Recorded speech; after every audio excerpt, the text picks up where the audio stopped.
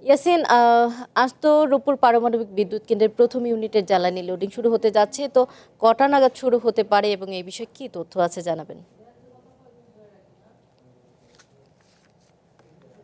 জি, ধন্যবাদ। আপনি যেমনটি বলছিলেন, দীর্ঘ ১২ বছর পরে এই প্রতীক্ষার অবসান ঘটিয়ে সারা পাবনাবাসীর যে প্রত্যাশা ছিল এই রূপপুর পারমাণবিক বিদ্যুৎ প্রকল্প কোনো এক সময় চালু হবে এবং কি তারই ধারাবাহিকতায় আজকে কিন্তু রূপপুরের যে ফুয়েল লোডিং, সেই ফুয়েল লোডিংয়ের যেই কার্যক্রম, সেই কার্যক্রম দুপুর ২টা ৩০ মিনিট নাগাদ অনুষ্ঠিত হবে আমরা জানতে পেরেছি। তো আমরা জানতে পেরেছি যে এখানে রূপপুর পারমাণবিক বিদ্যুৎ প্রকল্পে জ্বালানি মন্ত্রণালয় থেকে যারা সিনিয়র সচিব রয়েছেন তারাও আসবেন এবং কি রূপপুর প্রকল্পে কর্মরত যারা রাশিয়ান যারা রয়েছেন তারাও কিন্তু এখানে থাকবেন এবং আমন্ত্রিত অতিথিদের মধ্যে কিন্তু পাবনার যে ৫টি আসনের যারা সংসদ সদস্য রয়েছেন তারাও এই অংশগ্রহণে আনুষ্ঠানিকভাবে তারাও যোগ দিবেন।